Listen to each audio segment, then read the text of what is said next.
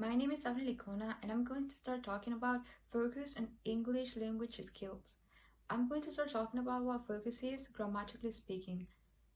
Focus is a grammatical category that determines which part of a sentence contributes new, non-derivable, or contrastive information.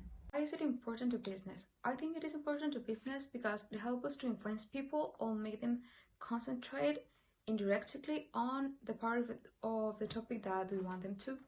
It also helps us to make the conversation or presentation more interesting to the ones who are listening.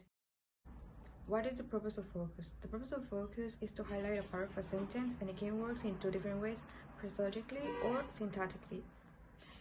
For example, if someone asks who broke the window, there is two possible answers that can show how focus. The first answer is I saw John. In this first answer, the focus is marked syntactically and is released phonologically by a nuclear pitch accent. Second would be John, I saw. And in this second answer, the focus is marked by word order and a pitch nuclear accent. English language skills that are needed in order to understand the focus, grammatically speaking, are four, which are speaking, reading, writing, and listening. In my opinion, focus is a really important part of our vocabulary, at least grammatically speaking, because we use it so often, but sometimes we don't realize or we don't think about it too much.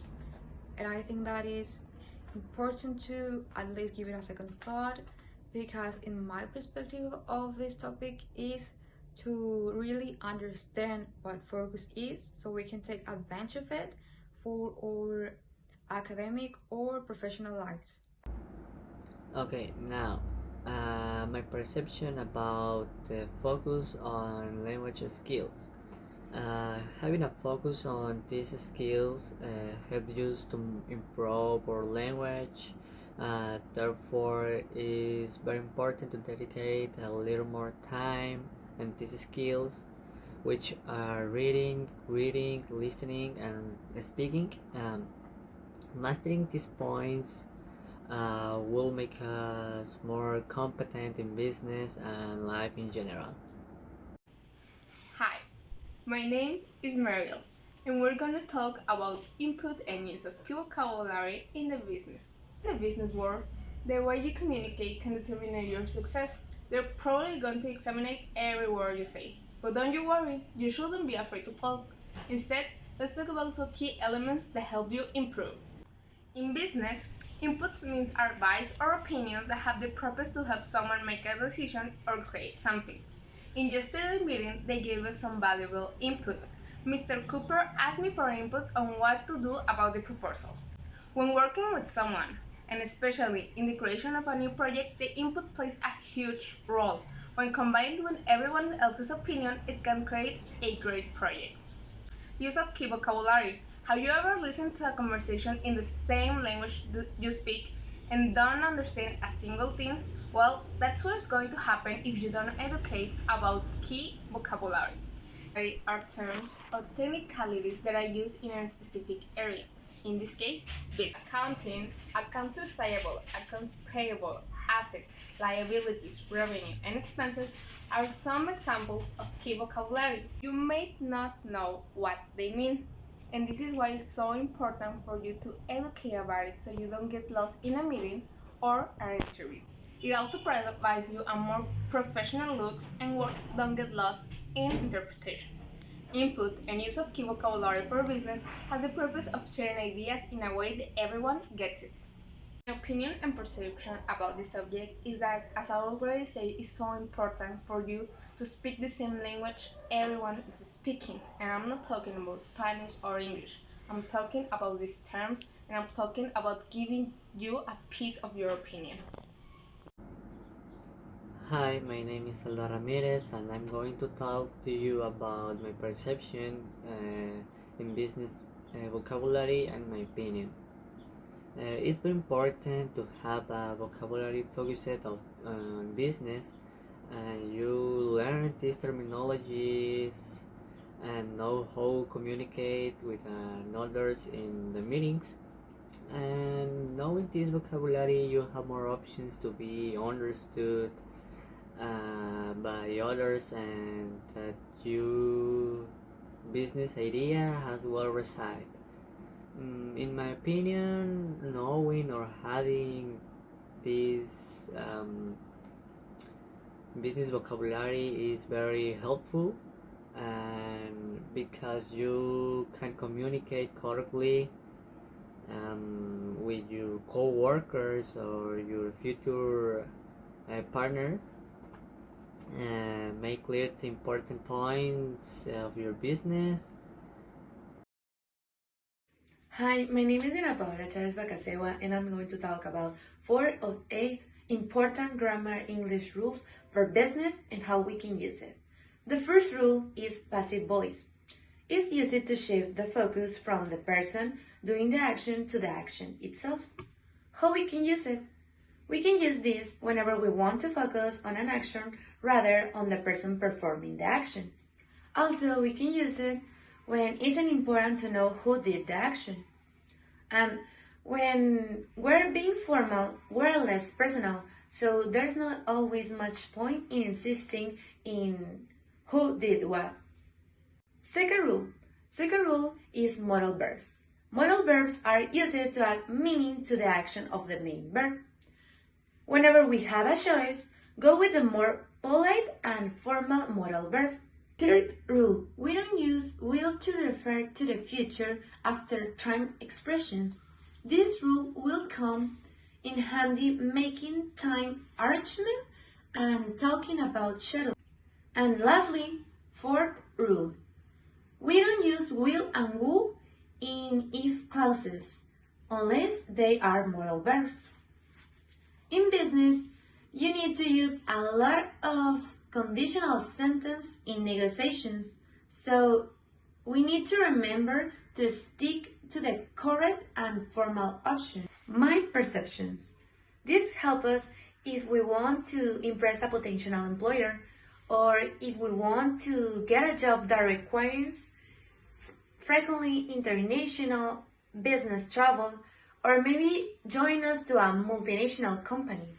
For this and other situations, we need to be able to communicate at advanced level of business English.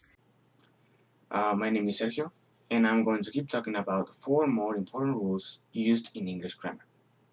So the next rule is, we use the present perfect to refer to actions from the past that are connected with the present. An example would be, our competitors have lowered their prices, so we'll have to do the same. In this case, in this sentence, highlighting have lowered. Whenever you're talking or writing about something from the past, we need to decide if this event still has some kind of relevancy. Perfect forms are used for actions that happen before other actions. So in business, it's important to have an order to make ourselves clear of what's happening. So there's no confusion about what needs to be done and when it needs to be done. We use the continuous aspect when the action is seen as ongoing. And an example would be, I was interviewing the second candidate when I got your text message. Highlighting was interviewing and got. So business people really like to talk a lot about what they're doing and what they do. So it's really important not to mix these two situations up. We only use the continuous aspect when we see the action lasting for a while. And last but not least, we normally use the when we know exactly what we're talking about. An example would be, I received the email that you mentioned during the meeting, highlighting the email. So how do we use this rule in business? So this rule is helpful when talking about specific things and whenever you want to make it clear to the person of what object or person you were talking about. And it's really important to decide if what you're talking about is known for both or all the people that you're talking to, or if it's just a general remark. The purpose of business English grammar is so you can use the correct vocabulary that you would use in business and in the working world to learn how to do different business related tasks that would be the norm in general working settings. In reality, if we want to get a job, we need to learn how to communicate. In my opinion, learning how to express our ideas in another language is vital to establish communication with other people in the business world, or in this case, the international market.